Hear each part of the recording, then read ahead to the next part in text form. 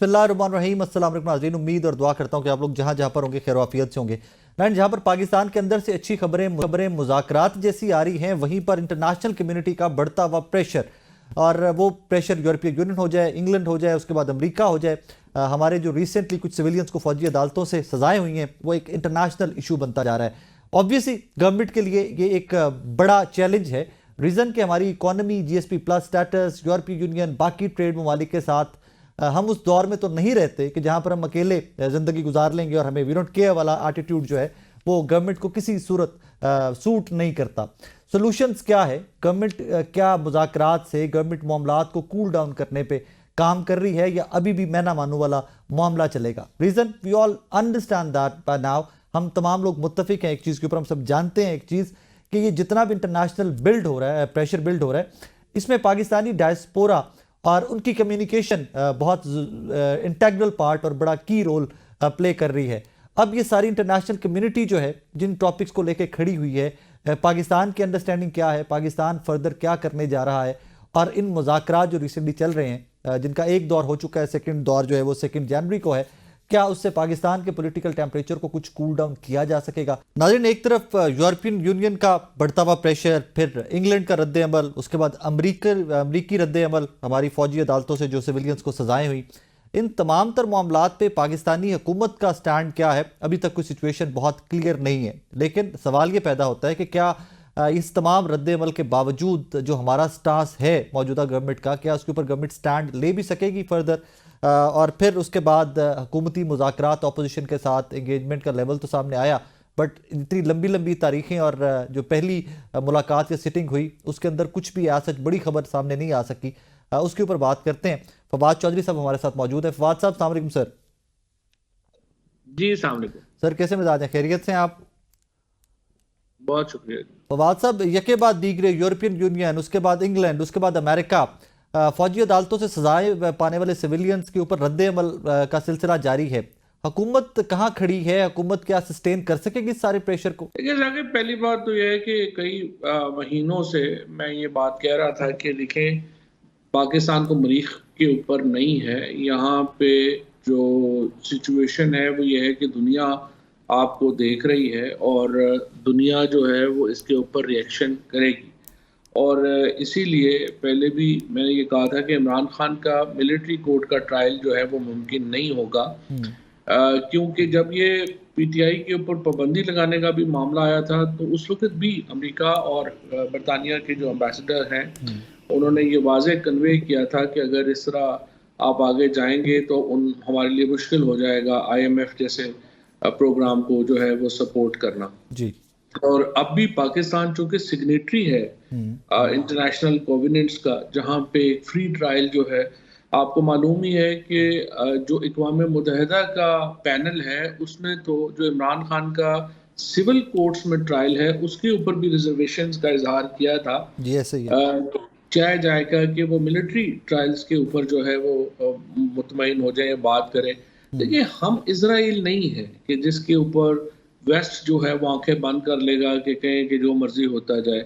ना ही पाकिस्तान इस वक्त कोई वॉर ऑन टेररिज्म में कोई पार्टनर है नेटो का या अमेरिका का, ना ही कोई हम USSR के खिलाफ कोई जंग लड़ रहे हैं। सो हर वक्त की एक अपनी रिक्वायरमेंट्स होती हैं। माजी के जो मार्शल लॉज रहे हैं और जो मौजूदा सूरत हाल है उसमें देखें ना, 2 बड़े फर्क हैं। ज़ियाउल हक का मार्शल लॉ हो, मुशर्रफ साहब का मार्शल लॉ हो, अयूब खान का मार्शल लॉ हो, उस वक्त पाकिस्तान वेस्टर्न अलाय था, हम उनकी जंगें लड़ रहे थे, तो इसलिए वहां पे पैसे भी आ रहे थे और वो यहाँ पे मामला इग्नोर भी कर रहे थे। अब तो देखिए, पाकिस्तान को एक इंटरनेशनल जो लीगल फ्रेमवर्क है उसके तहत चलना होगा, क्योंकि इस वक्त पाकिस्तान की कोई खसूसी जरूरत नहीं है, ना वेस्टर्न ब्लॉक को ना अरब ब्लॉक को। फवाद साहब, अगर पाकिस्तान की ज़रूरत आज सच नहीं है तो इसका मतलब ये है कि प्रेसिडेंट इलेक्ट डोनाल्ड ट्रंप और उनकी इंतज़ामिया वो भी कोई किरदार अदा सच इन द फ्यूचर नहीं कर सकेगी? रीज़न के स्टेक से नहीं है पाकिस्तान की, कोई ऐसा ज़रूरत नहीं है अब उनको भी? हाँ बिल्कुल, वो अगर किरदार अदा नहीं कर सकेंगे, यानी कि हुकूमत को बचाने में, ओके। या ये जो आप समझिए कि जो इलीगैलिटीज हो रही हैं उनको इग्नोर करने में, हम्म। जैसे कि माजी में होता रहा है। हम्म। अब तो देखिए ना, सिंपल बात ये है कि ट्रम्प जो है वो आए हैं पाकिस्तानी डायस्पोरा की बहुत बड़ी सपोर्ट हम्म। के साथ वो आए हैं, और हम्म। उनकी जो टीम है उसको ये एहसास भी है हम्म। कि पाकिस्तानियों ने उनको बहुत सपोर्ट किया है। हम्म। सो आई थिंक आज जो है वो अमेरिका का इंटरेस्ट ये है कि वो डेमोक्रेसी के साथ खड़ा हो। हम्म। माजी में ये इंटरेस्ट रहा है कि वो मार्शल लॉज के साथ खड़ा रहे। हम्म। तो ये तो एक इंटरेस्ट है, चेंज होते हैं। अच्छा फवाद साहब, जीएसपी प्लस का status is very very important to us. Pakistan की ट्रेड सेकंड बड़ी हमारा जो ट्रेड का है यूरोपियन यूनियन के साथ। हाउ क्लोज आर वी कि अगर ये मामलात ऐसे कैसे चलते हैं तो अल्लाह ना करे, इज इट पॉसिबल कि हम जीएसपी प्लस का स्टेटस खो दें? अभी तो बड़ा मुश्किल है, मुझे नहीं लगता, क्योंकि देखें ना, वहाँ पे यूरोपियन जो इकोनॉमी है उसको भी ये जो जीएसपी प्लस स्टेटस है उसकी ज़रूरत है। हाँ। और पाकिस्तानी ट्रेड जो है वो हेल्प करती है यूरोपियन इकोनॉमी को। हाँ। सो इस तरह के फैसले जो हैं वो इतने कैजुअली तो नहीं हो सकते, हम्म। बट डेफिनेटली ये पाकिस्तान को इसकी ज़रूरत ज़्यादा है। हम्म। तो ये एक प्रेशर टैक्टिक के तौर के ऊपर तो यूज़ होगा, बट प्रैक्टिकली यूज़ होना मुश्किल है, क्योंकि अभी पार्लियामेंट ने उसकी अप्रूवल दी है।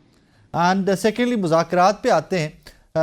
किस कदर सीरियस है अपोजिशन और हुकूमत? क्योंकि पहला जो दौर हुआ, पहली जो बैठक हुई हुकूमती और अपोजिशन के लोगों की, उसमें कोई बड़ा ब्रेक थ्रू या कोई बड़ी खबर सामने नहीं आ सकी। बस एक लगा कि फॉर्मल सी मीटिंग थी, बैठे, फुटेज सामने आ गई और नेक्स्ट मीटिंग पे फिर बैठेंगे, बात करेंगे एंड टाटा बाय बाय। देखिए, मुज़ाकरात का होना इटसेल्फ ही बड़ी खबर है। हम्म। और ज़ाहिर है कि ये जो मुज़ाकरात हैं, ये कोई पस पर्दा जो मुज़ाकरात हुए हैं उनकी कामयाबी के नतीजे में ही ये हो रहे हैं ना। हम्म। ये तो नहीं हो सकता कि ये मुज़ाकरात जो हैं वो ऐसे ही हो गए हैं। हम्म। देखिए, आइडियली अगर मैं पीटीआई को एडवाइस कर रहा होता तो मेरी राय तो ये होती कि आप डायरेक्टली मुज़ाकरात करने के बजाय हम्म। हुकूमत और पीटीआई के दरमियान मुज़ाकरात वाया महमूद अचकज़ई, हम्म। मौलाना फजलुर रहमान, इस तरह के लोगों के वाया होने चाहिए थे। हम्म। क्योंकि बराह रास्त मुज़ाकरात के लिए सच्ची बात तो ये है कि पीटीआई के पास कोई लोग भी नहीं हैं हम्म। जो इस तरह की एक टेक्निकल मुज़ाकरात को संभाल सकें। हम्म। और दूसरा, फासला बहुत ज़्यादा है। हम्म। तो उस फासले को कम करने के लिए आइडियली पीटीआई एक तो अकेली बहुत है। ये एक सियासत में जो असल खामी है, वो प्रॉब्लम ये है पीटीआई का कि वो तन्हा है, और उसके साथ अलायंस में जो है वो पॉलिटिकल पार्टीज नहीं है, इवन अपोजिशन पार्टीज नहीं है, जो कि जाहिर है कि सियासी तौर पे बड़ा एक फेलियर है। और अगर आज मौलाना फजलुर रहमान, अचकज़ई साहब और जीडीए, जमात इस्लामी, ये साथ बैठे होते तो इन मुज़ाकरात का रंग भी और होता और इनकी जो आउटकम है वो भी और होता। व्हाट डू यू थिंक ये लोग क्यों एंगेज नहीं कर सके? मेरा अगला सवाल भी यही था कि चकज़ई साहब हो जाएं, मौलाना फजलुर रहमान साहब हो जाएं, काफी लाइन लेंथ मिलती है उनकी ऑपोजिशन के साथ, बट इवन देन पीटीआई उनको एंगेज क्यों नहीं कर सकी? बस एक तो मतलब मेरे ख्याल में एक तो लोग नहीं हैं जो कि, देखिए, वो एनजीओज नहीं है, उन्हें एक पॉलिटिकल इंटरेस्ट है उनके। आपने उनको पैकेज बना के देने हैं कि उनके पॉलिटिकल इंटरेस्ट के पैकेज क्या है। सो दूसरी ये है कि पर्सनल रिलेशनशिप भी इम्पोर्टेंट होता है। पर्सनल रिलेशनशिप नहीं है पीटीआई के मौजूदा लोगों में। असद कैसर साहब इज़ वन एक्सेप्शन, जिनका है पर्सनल ताल्लुक। उनके अलावा बाकी लोगों का इस तरह का पर्सनल रिलेशनशिप नहीं है कि जिससे वो खुल के बात कर सकें। तो अब इसीलिए सिवाय अलामा नासिर अब्बास साहब के कोई और पार्टी जो है वो इस वक्त पीटीआई के करीब नहीं है, जो एक्चुअली काफ़ी बड़ा फेलियर है in terms of politics. Fawad साहब, शेख वकास अकरम साहब, बैरिस्टर गौहर साहब, ये अपने तक तो परफॉर्म कर रहे हैं, इंटरनेशनल मीडिया को एंगेज करना हो, लोकल मीडिया को एंगेज करना हो, but even then up to mark है इनकी परफॉर्मेंस टेकिंग पीटीआई? बिकॉज आपने बड़ा फ्रंट से लीड किया हुआ पीटीआई को when it comes to media. कोई, देखिए, इनको कोई जानता नहीं है ना, इनको कोई जानता है ना वो किसी को जानते हैं। वो तो मतलब अगर आपने केपी की चीफ मिनिस्टर हाउस में बैठ के बयान जारी करना है तो वो तो कोई भी कर सकता है, but engagement is different, issues create करना is different. It's not about कि आपने जो है वो जो इशू के ऊपर एक बयान जारी करना है, it's about that how you cater issues. आपने डी चौक में लोग शहीद हो गए, आप लोगों से कोई जो है वो इशू नहीं हुआ, आप नैरेटिव नहीं बना सके, एहतजाज का कोई नैरेटिव बना सके, अलायंस का कोई नैरेटिव आप नहीं बना सके। सो ये तो एक पीटीआई को इस वक्त इमरान खान चला रहे हैं और कारकुनान चला रहे हैं। कैडर तो दरमियान में एग्जिस्ट करता नहीं है। अगर कैडर एग्जिस्ट करता होता तो पीटीआई इमरान खान 17 महीने से जेल में ना होते। वो तो चूंकि सारा कैडर जो है वो एस्टेब्लिशमेंट ने खत्म कर दिया, ठुड्डे मुक्के मार के जेलों में डाल के।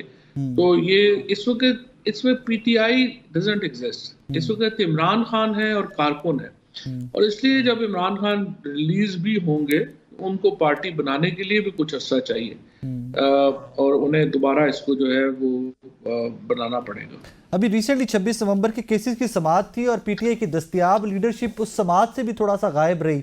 क्या ये भी मुज़ाकरात में कहीं पर डिसाइड हुआ है कि जनाब हम भी जरा केसेस परसू नहीं करते, आप भी हाथ हौला करें? देखिए, ये केसेस जो हैं इनका केसेस की बारी तो आती है जब हुकूमत चली जाती है। अभी अगर आप ज्यादा इन केसेस को चलाएंगे तो जो आपने देख ही लिया वो बेचारे शहजाद सत्ती की फैमिली के साथ क्या हुआ, बाकियों के साथ क्या हुआ।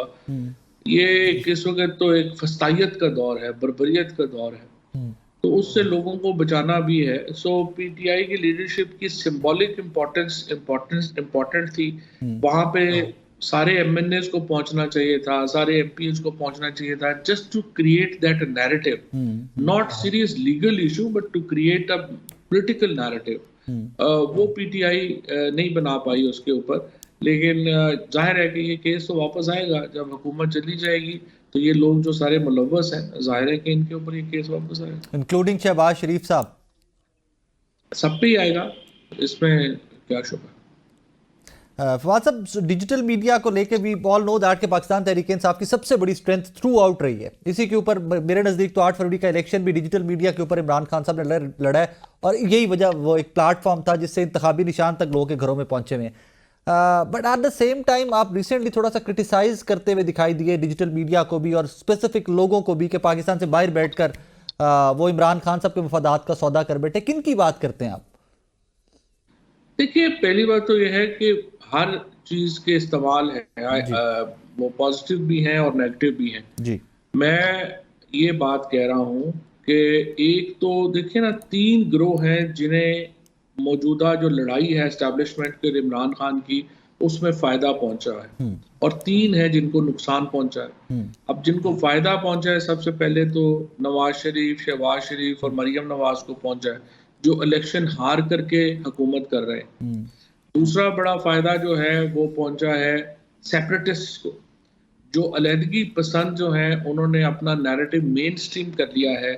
इस वैक्यूम से फायदा उठाते हुए आज पाकिस्तान के ऊपर जो यलगार है प्रोपेगेंडे की, प्रैक्टिकली मैं तो जिससे बात करता हूँ हिंदुस्तान से तो ज़हनी तौर के ऊपर अब हार ही गए हैं। आप पाकिस्तान के लोगों जो है या मीडिया के ऊपर कोई कश्मीर की बात भी करते हैं तो वो कहते हैं जी आप तो अपना हाल देखें, आप कश्मीर पे क्या बात कर रहे हैं, आप इंडिया के।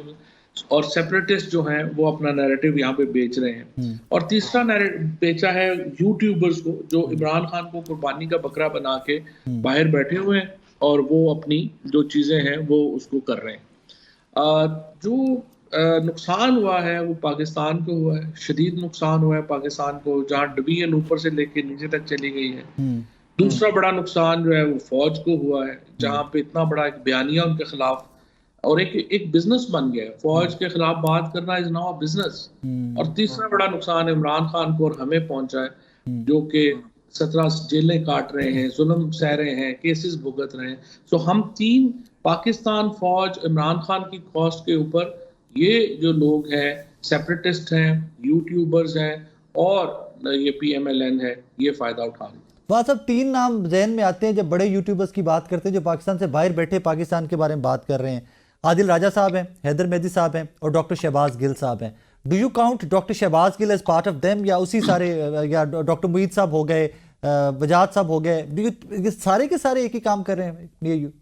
नहीं, देखें हुआ क्या, जो कुछ लोग हैं जिनका जो अब एक एजेंडे पे, एक 2-3 तरह के लोग हैं जी। एक तो लोग हैं जो जिनके साथ ज्यादतियां हुई हैं और वो बिटर है। To be fair with Shahbaz Gill specially, मैं कहूंगा जितने जुल्म उसके साथ हुआ उसके बावजूद शहबाज उतना बिटर नहीं है जितने बाकी लोग बिटर हैं। ठीक है, एक यूट्यूब इकोनॉमी में चलानी है, करनी है, वो चीजें कर रहे हैं, मोहित पीरजादा जो हैं वो समझते हैं कि मैंने फौज के लिए इतना कुछ किया है और अब आप जो है वो मुझे आपने ये रिटर्न उसका दिया है। वजाहत ने भी इतना यही काम, वजाहत का भी यही है।